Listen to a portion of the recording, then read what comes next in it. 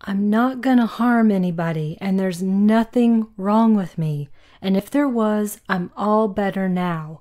I'd like to come back inside. Now you got my promise. We'll see. Hey, wait a minute, man. I want to come back inside, don't you understand? I'm all right, I'm much better, and I won't harm anybody. You gotta let me come back inside.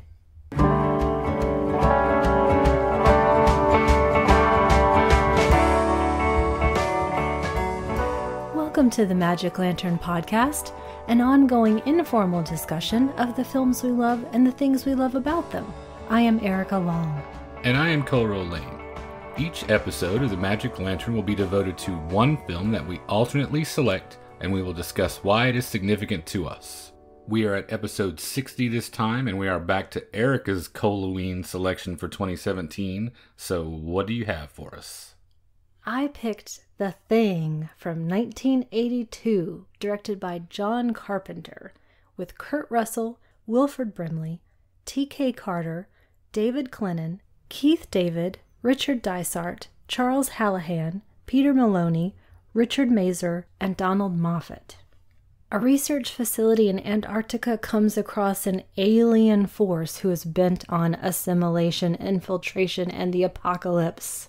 Now, this version of The Thing is loosely based on John W. Campbell Jr.'s novella, Who Goes There?, which was even more loosely adapted by Howard Hawks and Christian Nyby as the 1951 film The Thing from Another World, which we covered way back in our episode number 9.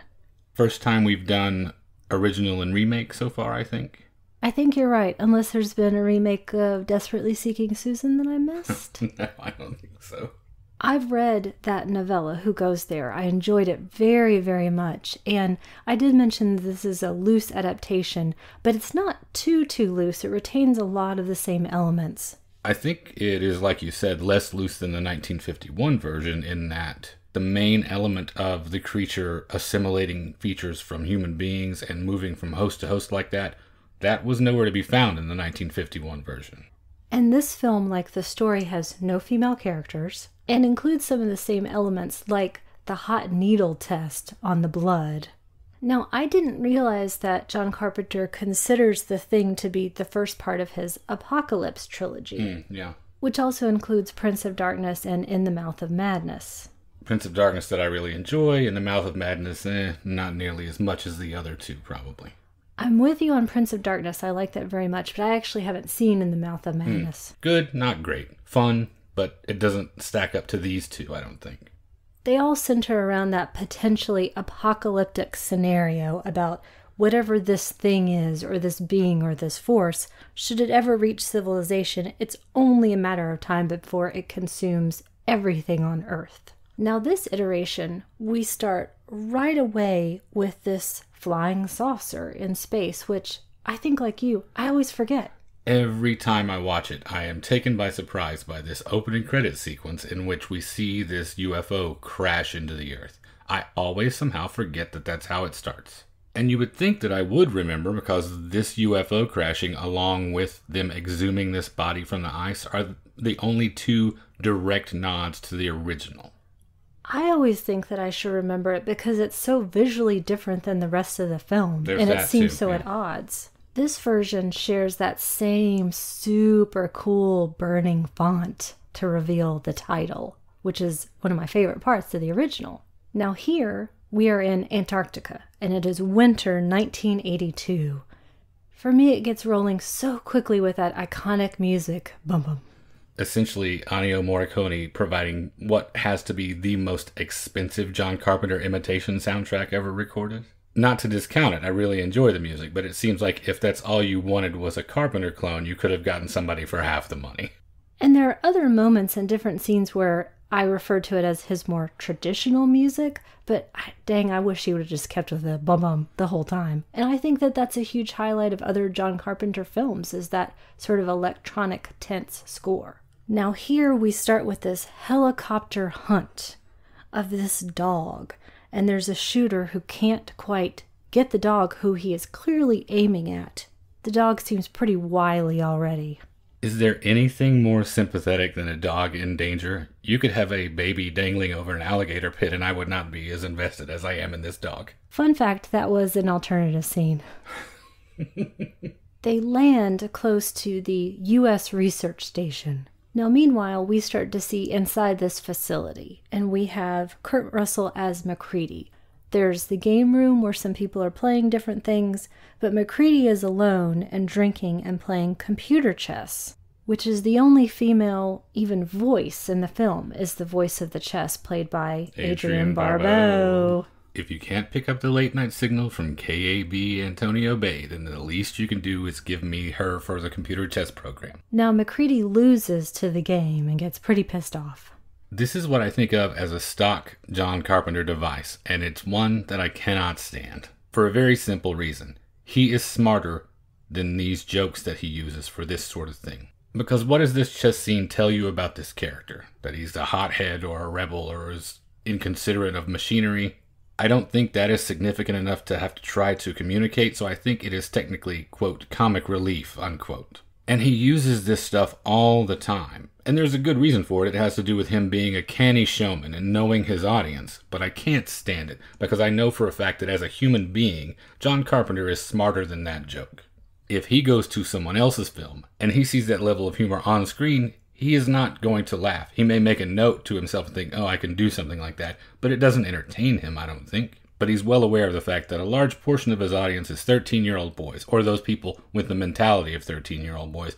So you see this come up again and again and again. Every one of his films has a moment like this in it, and it drives me insane. It has always really bothered me as well, mostly because I think you cannot be so stupid as to think that piece of equipment will not come in handy at some point later on, and you don't have the parts to fix it there. But we now come up against my biggest pet peeve. MacReady goes outside. It's Antarctica. I'll just remind everybody again. He has no face cover, no ear cover, no gloves. He just shows you that he's a reckless devil-may-care type, though. He's a goddamn moron. It is physically, and I'm sorry, I could start my separate podcast on it. It is physically impossible for that to have taken place. You cannot survive like that for any length of time. I lived in Alaska. I know what I'm talking about. Anyway, I'll set that aside for the moment. Now, the other folks in the station also start to come outside when they hear the noise of the copter.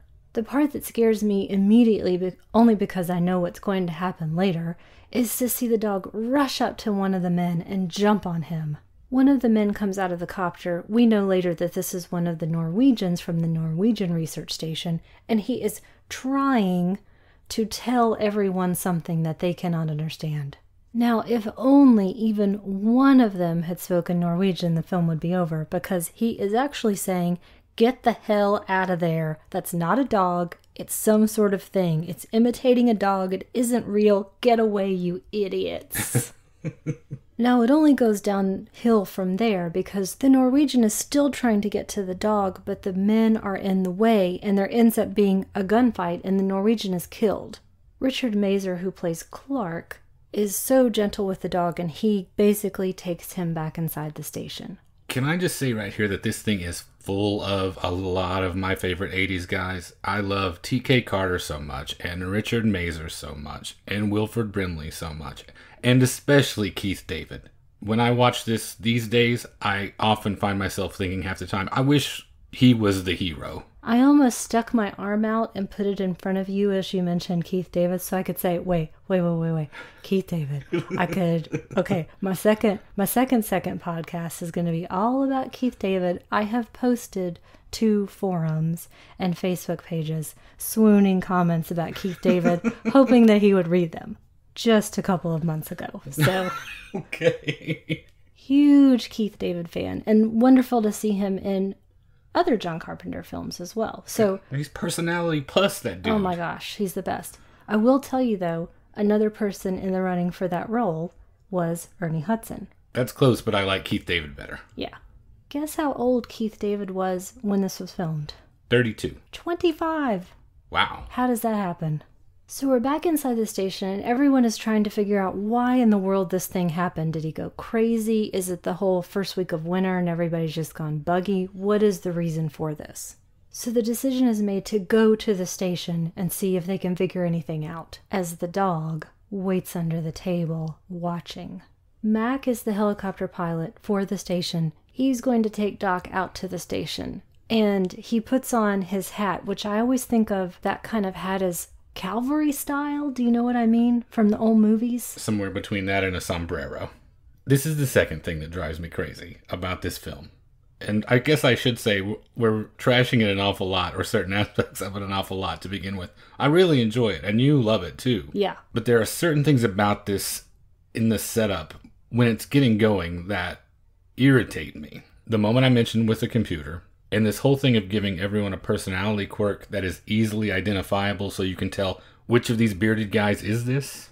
And I get where it comes from. It comes from John Ford and all of those people that John Carpenter admires that made those westerns and war films where you have a barracks full of guys and you need to quickly sort out who's who is. Oh, that's Brooklyn. He's from Brooklyn, that sort of thing.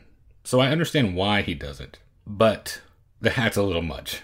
The hat to me is like riding a unicycle. Also incredibly impractical. I'm with you though. To me it tips it in that tradition. And also, just because you wear sunglasses or a particular shirt, that's not really a character sheet, you know? That's not really a filled out character, which is one of the criticisms leveled against the film at the time, and still. I can see using it in a film where you've got a bunch of non-discriminate cannon fodder, but you've got accomplished actors with distinct personalities, so it just seems unnecessary and lazy in this case. But once you get past the beginning, I think they dispense with that. We're going to get into actual useful bits of characterization, and you see, oh, that wasn't necessary at all. It makes me think of a couple of things. One, going back to the novella, which is the same sort of feeling. In the story, I couldn't necessarily distinguish Copper from Fuchs. But then I think about the theme that starts to develop of, I know I'm human. And so far, we don't really know anything about these guys. What is that innately human part of them? And therefore, what this thing wants to absorb. But for now, as the station is going a little bit more quiet, we see the dog pushing through a door as the song Superstition by Stevie Wonder permeates through the building. And the dog goes into an open door. So when we see the silhouette that notices the dog coming in, we don't know who it is. I know who it is. Who is it? It's Kurt Russell's stunt double. Oh, okay. They used him so that question would be left, I can't quite make out who that is, and that was for a very legitimate reason. It wasn't actually anyone whose face you saw. And the scene fades out, and I love the use of fade out in this film. Now, meanwhile, Doc and Macready have arrived at the Norwegian station. What about Sleepy, Grumpy, and Dopey? Good point. I kid, John Carpenter, I kid. I love John Carpenter. Well, interesting to note, he didn't actually write this one. Right. That was Bill Lancaster, son of Burt Lancaster. The camp itself is billowing black smoke and is completely burnt out, but for me, it still can't diminish the blinding whiteness outside. And as Doc follows a deep blood trail, he is appropriately dressed, I would like to point out. I would hope a man of science would be. So as they're scouring the station, looking for the logs, again trying to determine why did this happen, they find that empty, holdout, gigantic block of ice that has been in storage. And outside we see something, some burnt something. Is it a man? It's got curled, distended limbs. Something seems impossible, not quite a human shape that we're familiar with. I love how they present these images when they're at the Norwegian camp. We get a glimpse of that frozen blood, which is such an incredibly great image. We see the edges of this thing. We can't quite make out specific details. It's just enough of a taste before 2 minutes from now when we get it on the autopsy table. They've brought this creature, whatever it is, back to this autopsy, as you mentioned, which Blair is performing while the dog watches from the window. In addition to generating sympathy, is there any better delivery system than a cute pup? It is a good thing for me that Boston Terriers do not carry the plague, or I would be a walking dead man. As far as we know, yet. I wouldn't close the book on that one. I think Gibson is trying to slowly drive me insane, not make me physically ill. So. Gotcha. I will say that since we've gotten him, it's almost like having a 3-year-old in daycare because I do feel like I've been sick constantly. with weird, mysterious illnesses that can't quite be diagnosed and involve things coming out of me that I haven't seen before. Were any of those things made by Rick Baker or Stan Winston? I wish. So back to this autopsy. It seems like too much of something, not enough of something else. We see what I think are limbs, two heads that are essentially melded together but pulling apart, while it has a normal set of organs, so we still don't know what's going on. I like to think of the face of the thing as John Carpenter's tribute to theater. It's comedy and tragedy all in one, is what it makes me think of. Gross. Both masks at the same time. Now it's nighttime, and a few different things are happening that I think are really interesting. One, we've got some characters watching old recordings of game shows that they have seen before. They know how it goes. While others are playing cards or pool. And this reminds me that whatever you may think, this is not day one of what I'll call an expedition, really. It's not even week one, quite possibly not even year one. So every experience has been experienced. Every conversation has been had. And for me, when you look at it in that view, having limited characterization at the beginning makes more sense to me. Because nobody needs to stand there and give some sort of big exposition about their life. Right. I can see how you wouldn't need that to function that way in this story. But the majority of your observations about this stem directly from your experience in a place like this. And I'm guessing that you would probably tell me that stir crazy does not necessarily need an accelerant of any kind. I lived in Alaska briefly. For me, it felt like an eternity. I went there because I was a dopey romantic and I'd watched too much Northern Exposure, and I thought it was going to be a land full of quirky, interesting people. So you did the opposite of Desperately Seeking Susan. Instead of going to the big city and getting your ass kicked, you moved into the wilderness and got your ass kicked.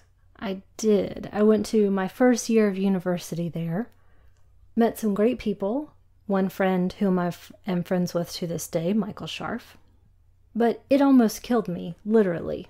And overall, I look back on that experience and think about the sorts of people that I met. And some of it's cliched. You think of the people going to Alaska so that they don't have to have long conversations about their lives or feelings.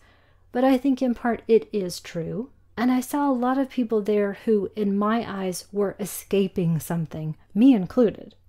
I also wonder why I get so fixated on things like this, why I'm such a big fan of this, and why I read so much about the poles, and specifically stories of survival. I've always been fascinated for as long as I could remember. So why do I keep going back to something that I have such a negative experience with? Now that's partially rhetorical. I don't necessarily expect you to solve that riddle right now. Okay, good, because I don't think I have the answer, because it seems like quite a bit of a contradiction. I'm a little surprised that after such a negative experience, it wouldn't put you off of this sort of stuff as entertainment just a little bit, not necessarily completely, but make it harder to process. But it doesn't seem like it's put up any significant roadblocks to your enjoyment of this sort of thing. I want to see lots of things with snow and people isolated and fighting things. Maybe I just expect at some point that they're going to blow up Alaska in one of these movies and I'll have my revenge. But anyway, I can see people like this populating this kind of place. Now it's in the middle of this calm evening that our first batshit crazy thing goes down. Okay, I'm curious what you might mean by that, since we've already seen someone who was stretched in half and melted and had teeth, hair, and organs inside and outside. There's more. Okay. Clark has been told to take this dog who's been wandering around the station all day, put him in the kennel with the other dogs. Can we talk about how well trained these dogs are too, by the way? I was really impressed when we went back and watched it recently. Even the dogs seem to have individual personalities in this thing. Now, if Gibson, our dog, were back there, you wouldn't be able to tell him from the thing because he's always going crazy. I would be able to tell him from the thing because in the entire running time of the thing, I never saw the thing hump anyone. While maintaining eye contact with it? Yes, exactly. He's crazy. Our dog is crazy. Now, this dog in our film clearly does not want to go inside this kennel.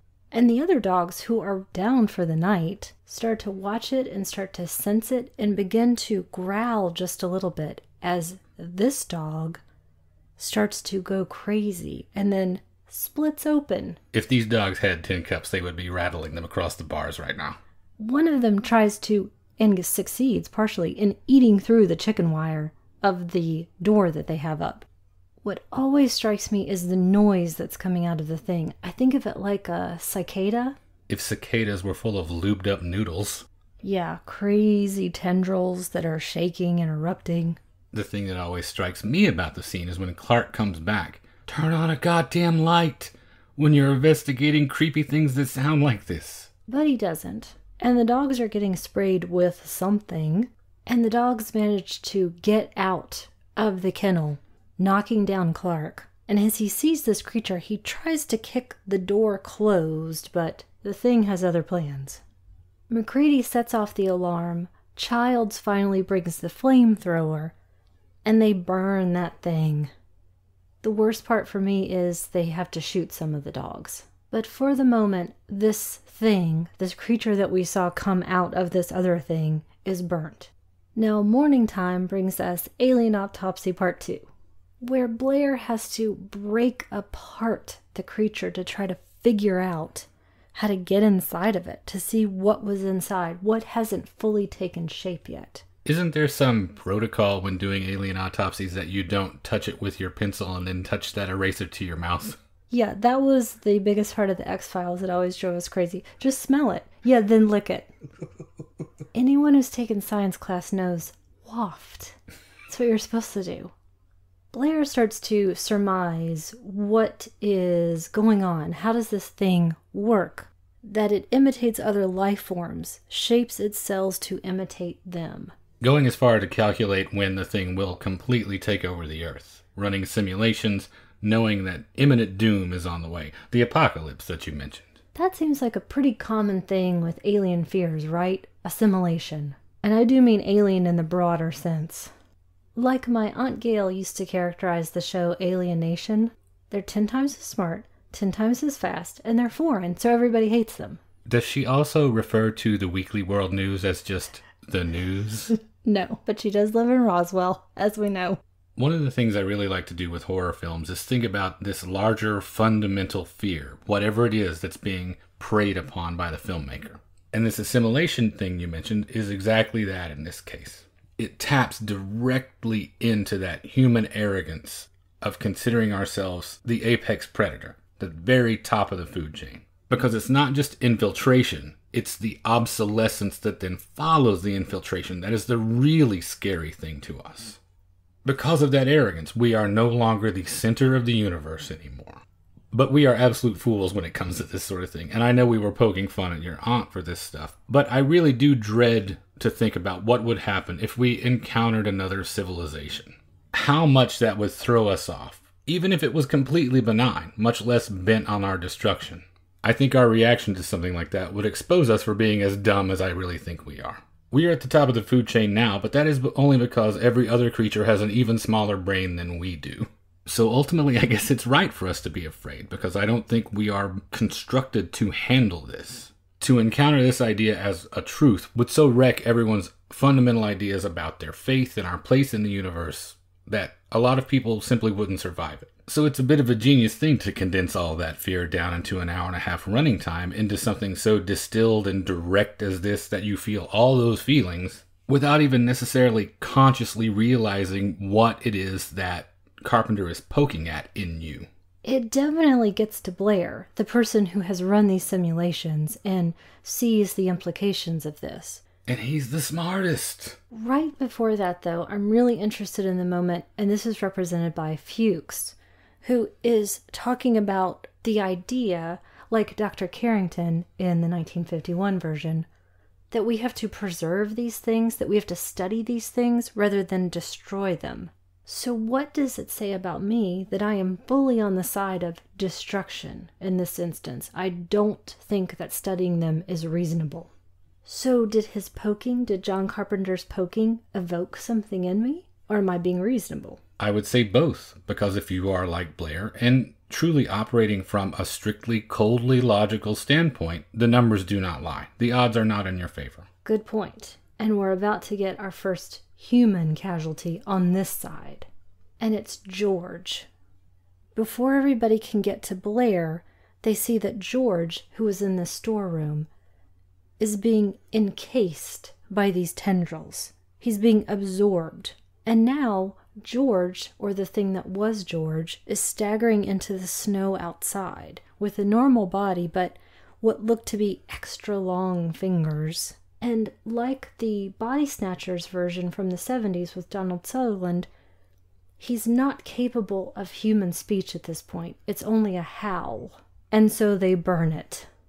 While they're doing this, and they have to burn everything, Mac sees somebody run from the copter with an axe and thinks that it's Blair. And yes, Blair has cracked up or become quite sane and is yelling that nobody gets in and out of here, and he is destroying everything, all their communications. He destroyed part of the helicopter, so it's now unusable. He got to their tractor, he killed the dogs, and he says, that thing wanted to be us. So we are now full throttle sowing the paranoia and distrust that is the hallmark of this and so many other films that come down to us from that Cold War tradition. We talked about how fantastic Keith David is in everything that he ever does, but I will say Wilford Brimley is my favorite in this. He has my favorite line delivery with that "I don't know who to trust" line. But Keith David is still overall my favorite character. I'm with you. That is in my notes as my favorite moment when he says that. And I will point out he was your age when he made this. So is that why you married me? Because I have those Wilford Brimley good looks? Definitely. Youth and vigor? You do love oatmeal. That's no joke. You're goddamn right I do, buddy. USA. Blair seeds some more paranoia here. He tells Mac to watch Clark. Meanwhile, Doc has come up with a way to potentially test everyone's blood to see if he can figure out if anyone is infected at this point. This sets off some more fighting, and everyone's trying to arm themselves, protect themselves, fight each other. And Mac says, I know I'm human, and we're going to find out who's who. Now, what do you think he means there? What does it mean to be human, especially in this place? We've talked about how individual characteristics haven't really come out yet. And I think that that's also because when you're in a place like this, when you're in this setting, you can't be too individual because you've got to cohabitate with everybody. Anyone with too much of a personality is bound to get on everybody's nerves. So if your individuality starts to be slowly stripped away so that this larger thing can function, what does it mean to be human? What is he feeling and trying to express? I'm not sure, because like you mentioned, it takes a very specific type of person to live at the end of the world. For instance, like you see in Werner Herzog's documentary, Encounters at the End of the World. I wouldn't say any of those people... Well, actually, now that I think about it, there may be some examples that are as extreme as this, in their motivations at least, for why they end up here. But I think ultimately what he's talking about is a collective, collaborative survival instinct. Does it go back to what you say, at least in part subconsciously, trying to remain the apex predator? Mm-hmm. Absolutely. When we all know that the apex predator is a tiger riding a shark. But not in the Arctic. You obviously haven't seen Snow Shark. Is that going to be in your Ants in the Pants list for this year? No, I should have used that as my recommendation now that I'm thinking about it. And maybe also because he is understanding what the stakes are. We've now seen some of the Norwegians' tapes where they went out onto the ice and they found this ship, much like in the 1951 version. So this thing is essentially beyond comprehension, but we have to start comprehending it. And there we arrive at another one of those things that gives me pause, that puts me off as a device in this type of movie. How long does it take for you to catch on to evidence that is right before your eyes? They treat it matter-of-factly in one case, as if they aren't that shocked by these transformations that they've seen and these things that they've had to burn alive. But once all the pieces are falling into place, isn't it more remarkable than they behave like it is? All sorts of things about the behaviors don't make sense here. Impatience with the analysis of it doesn't make sense. Trying to hurry the science part of it along, trying to hurry the understanding in a way that leads to grievous errors. It makes me think of things like just happened with the hurricane in Houston and how all of a sudden there are gas lines in Austin. Is it any wonder that I think that we will ultimately lose this battle? I mean, all it has taken is one time or maybe two times of having to sit in the very front row of the movie for me to pester you to death to get to the theater by a certain time so I get the seats that I want. I mean, and that's empirical evidence. And so do you think that there are times when they're in too much of a hurry and then not enough of a hurry? It's all of the above. There's not a consistent plan. I don't know why an alien organism would want to infiltrate us if this kind of frailty and inability to process is our hallmark. Well, let's get back to that person who I think knows more of the answers. And that's Blair, who has been put out in the shed so they can't hurt anybody, but they didn't think about him hurting himself. My next favorite moment of his when they go to talk to him to try to see if he has seen Fuchs, who has now disappeared. He's made a noose, and it's just there. And then they find Fuchs, or at least his burned body. It looks like he may have done it to himself. Now, they're dividing up because Max sees that the light is on in his shed and he didn't leave it on. So they're going to go investigate. Meanwhile, Norris is having internal pain, but he's still speaking. He's yelling, which I think of again as watching those hallmarks of infection. First we had George, who could no longer speak. But Norris is clearly in distress, but he's still verbal. So, is he truly infected? Is it taking longer now? This is the most fascinating part for me to just sit and think about as theory when it comes to watching this. The whole time frame post-infection, pre-transformation. This entity that is taking you over, it now has to juggle both its own drives and maintaining your outward appearance and your logic. It has to drive your human body around and keep fulfilling the tasks that look normal while it is somehow furthering its own agenda. It is maintaining these twin thought processes. And I think about it so much, I guess to the point that if I ever saw this remade again, I would rather see it from the Thing's perspective and see what exactly that is like from the inside. Well, it's obviously starting to get more and more important as their numbers dwindle, and you cannot rely anymore on the Thing being obvious. And that comes into play when Knowles comes back and reveals that he has cut the tow line for Mac because he found one of Mac's torn up shirts. So the Thing is even good at red herrings. It is. So, yes, did the Thing in his dual mind think, okay, I've now got to cast suspicion over here so that I won't be detected in the body that I'm in now and won't be destroyed too quickly? Or has Mac been infected? All the while, Norris is getting sicker and sicker and sicker. And then he goes down and he's not breathing. And Doc is trying to perform CPR. While he tries to put the paddles on Norris, his arms go through Norris. And then the Thing snaps those arms off. Rob Bottin and his genius practical effects team actually got a double amputee to do that. So that is legitimately someone with no arms below the elbow. They fitted him with prosthetic arms that got chomped off by those jaws, and he was also wearing a mask to simulate Richard Dysert's face. So what you are seeing there is literally a man with no arms. Practical is always better than CGI. They manage to burn the body, but they don't see Norris's head, which then sprouts those leg, crab, tentacle things. And as it's being burned, it emits that same death howl. And now again, they are surveying who is left and continuing to fight, so much so that Mac kills Clark when he tries to rush him. During this sequence, there is another one of those moments that is infuriating where they whine about having to tie up the quote-unquote dead after just having seen a head crawling around like a spider. Like they haven't put two and two together that there's the potential for unlimited danger and we need to eliminate the margin for error. So I'm going to complain about having to do this right now. It's not like they ask you to drain the fryer or mop the floor. It's pretty crucial. The scheme is that everyone's blood is going to be drawn, and they're going to use this hot needle test because Mac's theory is that the Thing wants to protect itself, and that this blood will try to survive and will crawl away from this hot needle. The first time you saw this, did you guess who it was? No. Did you? Yeah. Or at least, I think I hoped who it was, and I was right in that regard. So, I think so. Guessing aside, I think it's done really, really well because there are some visual tricks that are happening.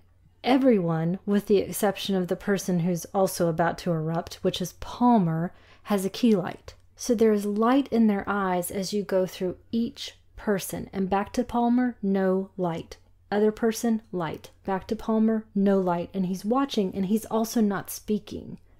Again, I think about that period from infection to assimilation, And going through a nonverbal period seems to be a key part of this. And that tension gets ratcheted up as we test every person's blood. When we get to Palmer, sure enough, it reacts. Something comes out of the dish, and the blood shoots across the room as Palmer starts to separate. And everyone is still tied to him, so they're trying to get away. Those arms go up and he hits the ceiling and then gets windows by the head. And for me, it's like watching a bear shake a salmon. Is that directly from your Alaska experience? No, I guess just watching a lot of bear videos. Now, through all of this, they do get to Palmer, but they've opened up a wall in the station in the meantime. But they still check everybody else's blood. Everyone else is fine. Now they're going to go give the test to Blair. When they get out there, the door to the shed where they put him is open, and there's an opening in the floor, and they discover a tunnel. Not just a tunnel. A complex of tunnels where he's building a spaceship. Another part I tend to forget about. I don't know why I take out the whole space element of this, because we've seen the ship that was in the ice. We never saw what came out of the ice. It was just this crater inside of a block of ice. So it's not like the space alien that we see in the 1951 version. But I still just, I guess, whitewash through the whole space thing. Can you pinpoint a time in the film at which you realize there was a clue that this is not Blair anymore? Or do you think that solely happens off screen? I think that all goes back to this question of what is this gestation period? Because I really wonder if they had taken him out of the shed when they saw that noose, could they have saved him? Or was it already too late? It was already inside of him. It was already working its way through. He was still just maybe verbal longer than everybody else was. I think back to that moment where he actually touched his lip with a pencil. I go all the way back to that, and I think just because he was intellectually stronger than the rest, that's what let him go on longer. Which leads me back to that thing I was saying. In his case, it's even more of an interesting struggle between this thing that's occupying him and his human self. Does this thing recognize that he will be the most useful? Does it complicate matters because he will also be the one that's able to resist it the most? The internal struggle between Blair and the thing is my favorite thing to think about in the whole movie. And as we mentioned, I think he certainly has the most interesting dialogue in those two different scenes in the shed. The first where he is trying to explain that you've got to get me out of here, weird things are happening, and also gives a warning, watch Clark. And then second, the scene that we did together, which is my favorite, where he's really trying to reason and be as calm as he can be. And by he, do you mean Blair or the thing? I don't know the answer. I guess it's the thing. I guess it had to have been, right? He was just too far gone. I can't necessarily say exactly one way or the other, but I do like to think about the ambiguity of that because it mirrors the ambiguity of the ending as well. Those are the best parts of it, the things that Carpenter does not completely spell out. So while they're looking for Blair himself, as they've discovered what he has been building, one of my favorite visual moments that I didn't notice before this viewing, and I've seen it a number of times, it's when Knowles is looking outside the station into the darkness, and there is a blue light against him, and the face, he's covered in a full face mask and goggles. It looks like a skeleton. When I see any of these characters outside in the elements, they seem to me more like ghosts than skeletons. They seem to me more like phantoms almost. Well, the plan here, even though everyone is not together and they don't know where Childs is right now, is that they cannot let this thing freeze back again. Basically go back to sleep only to be woken up by somebody else. Because it could survive that way, but it can't survive being burnt. So they are going to blow the station apart, knowing specifically we're not getting out of here alive. Blair, in quotation marks, manages to get Gary and Knowles, and now it's just down to Mac. As that last Blair thing dog creature opens up, Mac manages to throw dynamite down into it. We watch the explosion from away from the facility, this giant fireball, and we're left with Mac wandering through it, semi-frozen, and then we see Childs. There's an explanation of sorts as to where Childs was during all of this, but not quite, again, that ambiguity. And they both acknowledge that neither of them is going to last long here, and even if one has a surprise for the other, They're not in much shape to do anything about it. And the last moments are of them together sharing this bottle. Let's wait here and see what happens. So are either of them infected? Both of them? Neither of them? Are you asking me what I think, or is that a rhetorical question? Both. Well, I have an answer for you, but I'd like to know what you think. I think they're both fine, and I'd like to think that somehow they both survive. It's a bleak film for a long, long time, but somehow here at the end, I feel a note of hope is injected into it. I can't tell you exactly why. Is it some clever directorial thing like you mentioned about the key lights? Carpenter is a cunning filmmaker, and so I wouldn't put it past him to be doing something that is practically imperceptible to me, that somehow still instills in me this feeling that, oh, these guys are going to be all right. Or it could just be that I like them both so much that that's just really what I want. I think that's where I fall, at least with Child's character. I don't really care about Mac that much, but I like them both as actors very much. I think again about that war film canon where you think, yeah, the two guys, they might be shot up, but they're still going to survive at the end. I will say, according to John Carpenter, and I think there's some debate about this, I know you have a point about this, he says that there was never a written ending where MacReady got saved. That's strange because from what I understand, there is a deleted scene, in fact, that is floating around out there that shows MacReady in a hospital. So he was obviously found, having his blood tested, and it's all clear. I read that as well, and I think it was filmed maybe more for the studio as a potential test ending and then not used, which I'm really glad for. Most definitely. I much prefer this, especially when I think of something like, for instance, Life that we went to see last year, and how explicit the ending was of that. Leaves nothing to the imagination. Nothing interesting is happening there. It's so uninteresting that I can't even remember particularly what it was about or what happened. It was terrible. I did not enjoy that.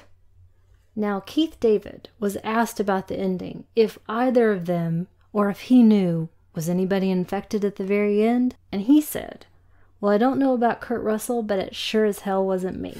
That is a very Keith David answer. Now, we picked on it in a few places. Did we go over well enough the things that you love about it, why you chose it? Are there things still to review in that regard? I think so, and I'd like to get there through a couple of different ways. Now, I did not see this when it came out. I was too young. I was 7 years old. So I only saw this as an adult, and I mean I was well into my 20s before I saw it. I had no concept of the really pretty sweeping, tremendous backlash that the film received and the vast amount of negative reviews. Very poor reception, poor box office. It was a dud when it came out. I don't think that was strictly based on its own merits. A lot of that had to do with the environment, with E.T. being so popular and people wanting a specific type of alien.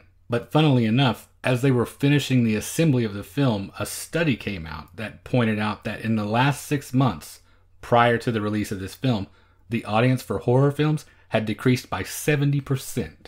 So I came into it fresh and excited and scared out of my gourd, and it still scares me. It had achieved cult status probably by the time you got to it? Very much so. It was so well known I felt kind of embarrassed that it had taken me so long to get to it. So when I look back on the criticism leveled at it, a lot of those things are what I like most about it. So I'd like to get into some of those. Okay. First off, before we touch on any of the specifics, I do want to ask you, because I think you saw it when it came out. Mm-hmm.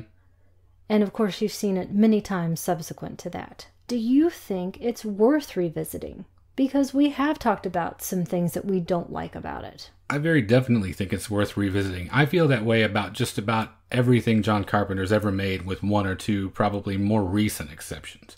Things this side of In the Mouth of Madness. Because of just that very thing that I mentioned, what a great filmmaker he is.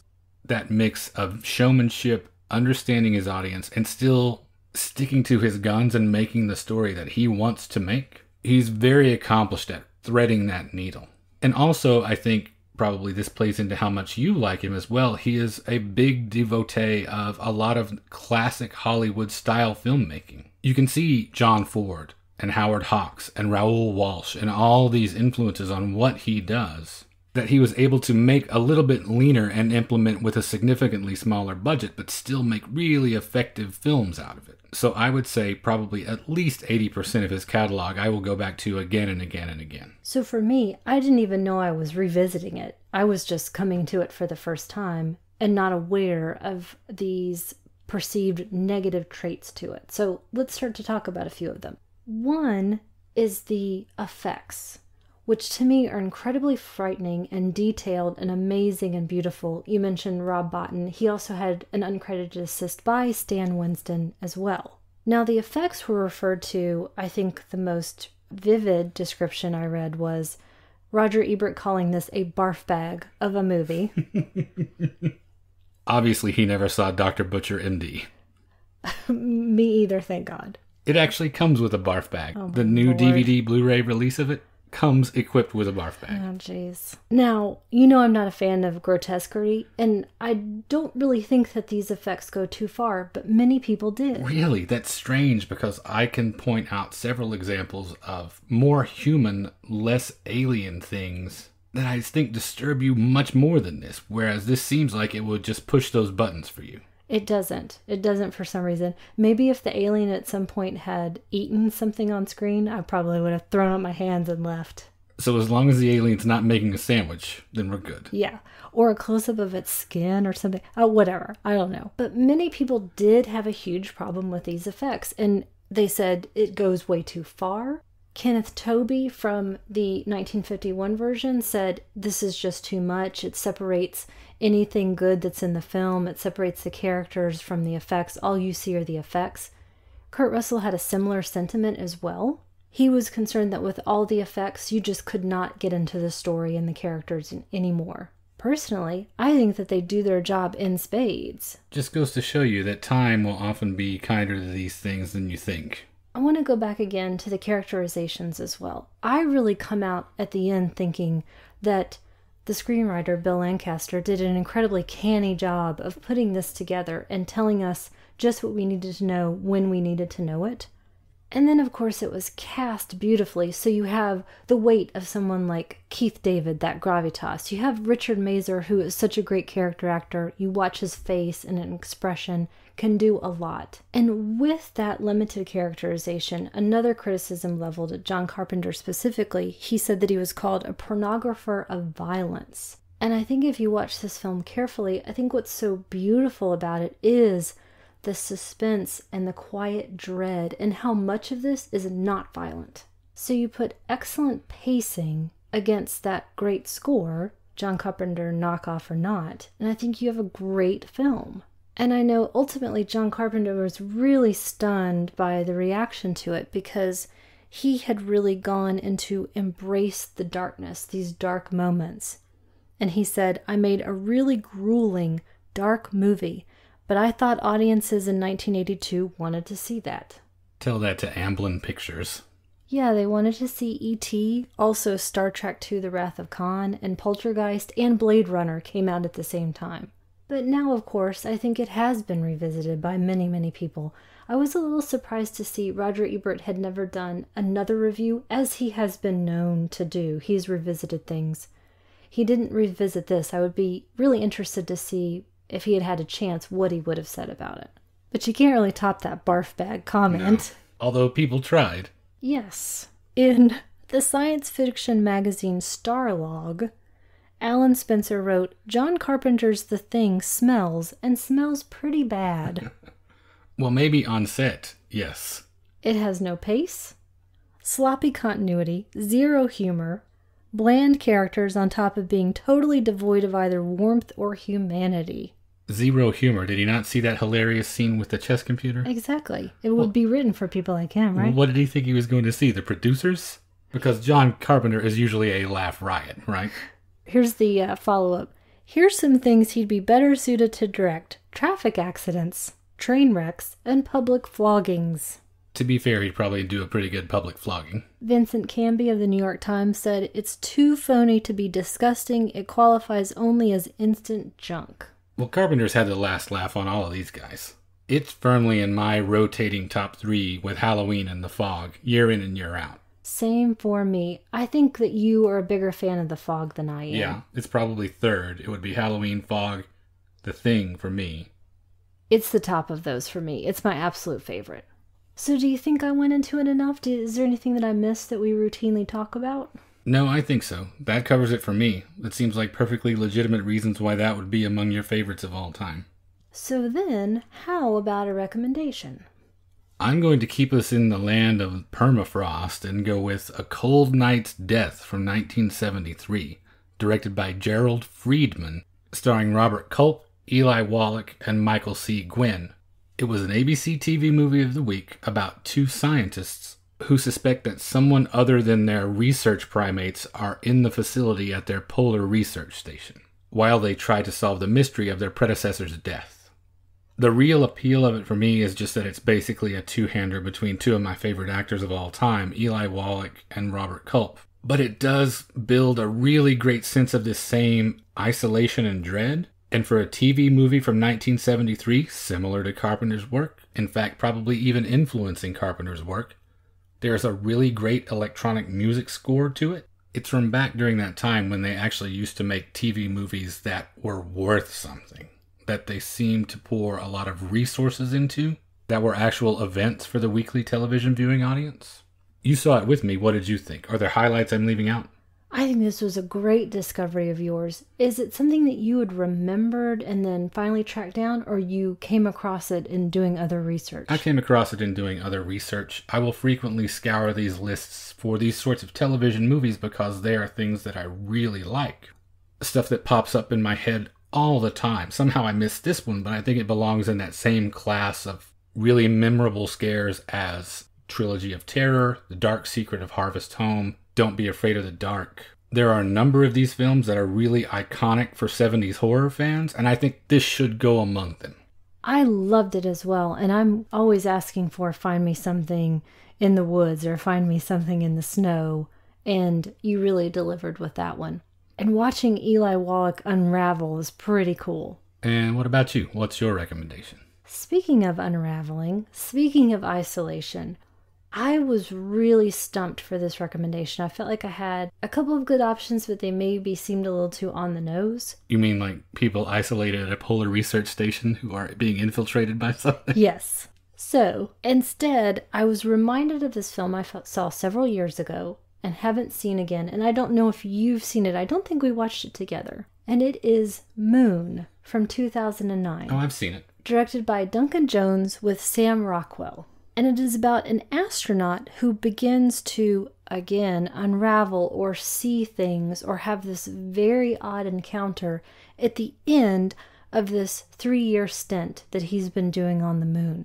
And honestly, I haven't watched it again, but I just remember that I really liked it. And so this is as much about me wanting to revisit and maybe get other people talking about it as well. Well, I hope it didn't come across when I said that I've seen it, that I didn't enjoy it. I really specifically liked it as well. I think Sam Rockwell, again, is one of those actors I would watch do just about anything. I know that his tics and mannerisms can be annoying to some people sometimes, but he does not strike me that way at all. I really like watching him work, especially solo like this. He's one of those that I know what you're talking about, and he rubs me all the right way. I really think that he's incredibly watchable and intelligent and really interesting, and I think a lot about my own isolation and what I imagine for myself and where I want to end up, and stories like that really appeal to me. So once again, that's 2 great recommendations, A Cold Night's Death and Moon. And that brings us to the end of episode 60. If you have yet to check out our Patreon, we would certainly appreciate it if you go look at that. You can find it at patreon.com/magiclantern. We had great fun this month doing our spooky Patreon mini episodes. There will be 3 of those in total, so if you like the cole-o-ween treats, then you'll find extras over there if you donate at the $5 a month level or higher. Otherwise, you can reach us via email at magiclanternpodcast@gmail.com. We are on Facebook, Instagram, and YouTube. Just search for Magic Lantern Podcast in any of those venues. We are on Twitter at Lantern_cast, and I would just like to take a second to say thanks to everyone who has given us feedback or shared the show since last time. John Laubinger from the podcast Film Baby Film, a really great show. Andy Wolverton, Allie and Adam at the podcast So That's How It Ends, Grindhouse Dave, Ross McLeod, Eric Parkinson at the podcast This Must Be the Place, Keith Rich, Tim Lego, Heinz Stuss, and a special thanks to Matt Gasteyer and Travis Trudell for having me on their podcast, The Complete Podcast, which is devoted to Stanley Kubrick currently. And we recently had a really good time discussing The Killing. We are on Apple Podcasts, Google Play, and Stitcher Radio. Just about any podcatcher you use, you can find us there. If you would like to leave us a rating or review via any of those services, we would certainly appreciate that. And finally, you can find all of our episodes, including supplemental material, at the website magiclanternpodcast.com. And thank you for listening to the Magic Lantern Podcast.